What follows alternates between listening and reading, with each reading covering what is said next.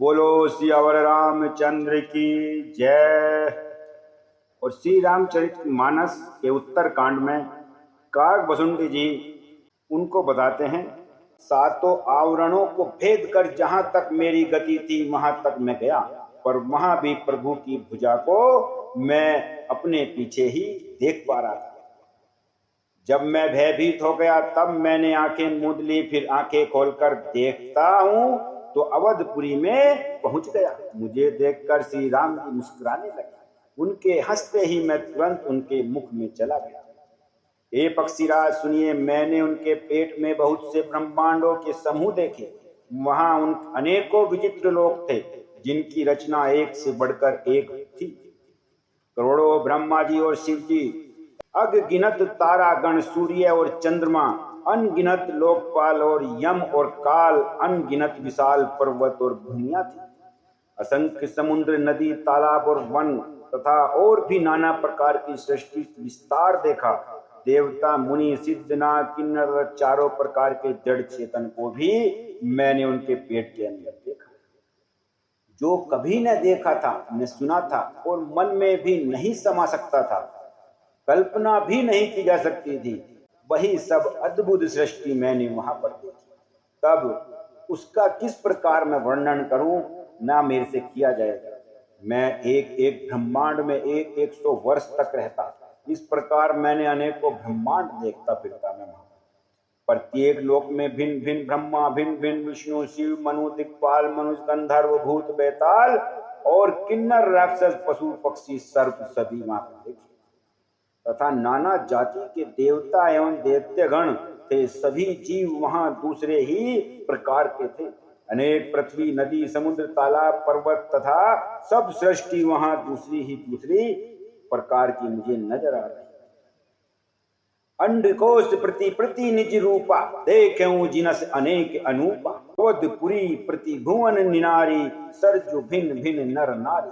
प्रत्येक ब्रह्मांड में मैंने अपना रूप देखा तथा अनेकों अनुपम वस्तुएं देखी। प्रत्येक भुवन में न्यारी ही अवधपुरी, भिन्न ही सरयू जी और भिन्न प्रकार की ही नर नारी वहां पर थे। ये तात सुनिए, दशरथ जी, कौशल्या जी और भरत जी आदि भाई भी भिन्न भिन्न रूपों में मैंने वहां पर देखे। मैं प्रत्येक ब्रह्मांड में राम अवतार और उनकी अपार बाल लीलाएं देखता फिरता था। हे हरिवाहन, मैंने सभी कुछ भिन्न भिन्न प्रकार और अत्यंत विचित्र देखा। मैं अनगिनत ब्रह्मांडों में फिरा, प्रभु श्री रामचंद्र जी को मैंने दूसरी तरह का नहीं देखा। सर्वत्र वही शिशुपन, वही शोभा और वही कृपालु श्री रघुवीर जी। इस प्रकार मोह रूपी पवन की प्रेरणा से मैं भुवन भुवन में देखता फिरता था। अनेकों ब्रह्मांडों में भटकते मुझे मानो 100 कल्प बीत गए। फिरता फिरता मैं अपने आश्रम में आया और कुछ काल वहां रहकर बिताया। निज प्रभु जन्म अवध सुनि पाऊं, निर्भर प्रेम हरसी उठी धायाऊं। देखूं जन्म महोत्सव जाई, जेहि विधि प्रथम कहाँ में गाई। फिर जब अपने प्रभु का अवधपुरी में मैंने जन्म अवतार सुन पाया, तब प्रेम से परिपूर्ण होकर मैं हर्षपूर्वक उठ दौड़ा। जाकर मैंने जन्म महोत्सव देखा, जिस प्रकार मैं पहले वर्णन कर चुका हूँ। श्री रामचंद्र जी के पेट में मैंने बहुत से जगत देखे जो देखते ही बनते थे, वर्णन नहीं किए जा सकते हैं। वहां फिर सुजान माया के स्वामी कृपालु भगवान श्री राम को मैंने देखा। करूं विचार बहोरी बहोरी, मोह कलील व्यापति मति मोरी। उभय घरी मह में सब देखा, भयं भ्रमित मन मोह विशेषा। मैं बार बार विचार करता था, मेरी बुद्धि मोह रूपी कीचड़ से व्याप्त हो गई थी। यह सब मैंने 2 ही घड़ी में देख लिया। मन में विशेष मोह होने से मैं थक गया। मुझे व्याकुल देखकर तब कृपालु रघुवीर जी हंस दिए। हे धीर बुद्धि गरुड़ जी सुनिए, उनके हंसते ही मुंह से बाहर आ गया। श्री रामचंद्र जी मेरे साथ फिर वही लड़कपन करने लगे। मैं करोड़ों असंख्य प्रकार से मन को समझाता था, पर वह शांत नहीं होता था। पुराण गाते हैं, जिसे योगीश्वर मुनि खोजते हैं, और प्रभु की कृपा से कोई बिरला ही, कोई अकेला ही, कोई एक ही जिसे पाता है। हे भक्तों के, कल्प वृक्ष, हे शरणागत के हितकारी, हे कृपा सागर, हे सुखधाम श्री राम जी, दया करके मुझे अपनी वही भक्ति दे दीजिए। एवमस्तु कही रघुकुल नायक, बोले बचन परम सुखदायक, सुनु बायस ते सहज सयाना, काहे ने मागसी अस वरदाना। एवं वस्तु ऐसा ही हो कहकर रघुवंश के स्वामी परम सुख देने वाले वचन बोलते हैं कि हे काक सुन, तू स्वभाव से ही बुद्धिमान है, ऐसा वरदान कैसे न मांगता। तूने सब सुखों की खान भक्ति मांग ली है, जगत में तेरे समान बड़ा भागी कोई नहीं है। वे मुनि जो जप और योग की अग्नि में शरीर चलाते रहते हैं, करोड़ों यत्न करके भी जिस भक्ति को नहीं प्राप्त कर सकते, वही भक्ति तूने मांगी। तेरी चतुरता देखकर मैं रीझ गया, मैं खुश हो गया हूं, और यह चतुरता मुझे बहुत ही अच्छी लगी। हे पक्षी सुन, मेरी कृपा से अब समस्त शुभ गुण तेरे हृदय में बसेंगे। भक्ति ज्ञान विज्ञान विरागा, जोग चरित्र रहस्य विभागा, जानब ते सब ही कर भेदा, मम प्रसाद नहीं साधन खेदा। भक्ति ज्ञान विज्ञान वैराग्य योग मेरी लीलाएं और उनके रहस्य तथा विभाग, इन सब के भेद को तू मेरी कृपा से ही जान जाएगा। तुझे साधन का कष्ट नहीं होगा।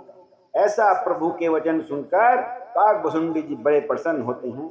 और काकभुसुंडी जी का ब्रह्मांड जाल आपने अगर पढ़ा है तो पढ़ लेना। काकभुसुंडी जी आज के समय के जो साइंस है उससे कहीं ज्यादा उनकी किताब के अंदर लिखा हुआ है। उन्होंने जो माया ब्रह्मांड माया जाल बना रखा है, लिख रखा है, वो कितना अद्भुत है और कितना आज से लाखों करोड़ों साल आगे की घटना उन्होंने वहां पर लिख रखी है। क्योंकि वो श्री रामचंद्र जी की प्रभुता में डूब गए हैं और श्री रामचंद्र जी ने उनको अपना सारा भेद बता दिया, तो वही भेद उन्होंने लिखकर बता दिया। माया से उत्पन्न सब भ्रम अब तुझको नहीं व्यापेंगे। मुझे अनादि अजन्मा अगुण और गुणों की खान ब्रह्मा जानता है। ब्रह्मा जानना और गुणों की खान ब्रह्मा जानना। हे काक सुन, मुझे भक्त निरंतर प्रिय है। ऐसा विचार कर शरीर वचन और मन से मेरे चरणों में अटल प्रेम रखना। और क्या कहते हैं, अब सुनु परम विमल बम वाणी, सत्य सुगम निगमादि बखानी, निज सिद्धांत सुनावऊं तोई, सुनु मन धरु सब तजी भजु मोह। अब मेरी सत्य सुगम वेदादि के द्वारा वर्णित परम निर्मल वाणी सुन।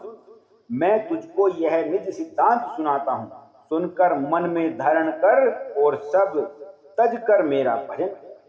यह सारा संसार मेरी माया से उत्पन्न है। अनेकों प्रकार के चराचर जीव हैं, वे सभी मुझे प्रिय हैं, क्योंकि सभी मेरे उत्पन्न किए हुए हैं। मनुष्य मुझको सबसे अधिक अच्छे लगते हैं। उन मनुष्यों में भी द्विजों में भी वेद को धारण करने वाले, उनमें भी वेदो भक्त धर्म और पर चलने वाले, उनमें भी विरक्त मुझे प्रिय हैं। वैराग्यवानों में फिर ज्ञानी और ज्ञानियों से भी अत्यंत प्रिय विज्ञान है।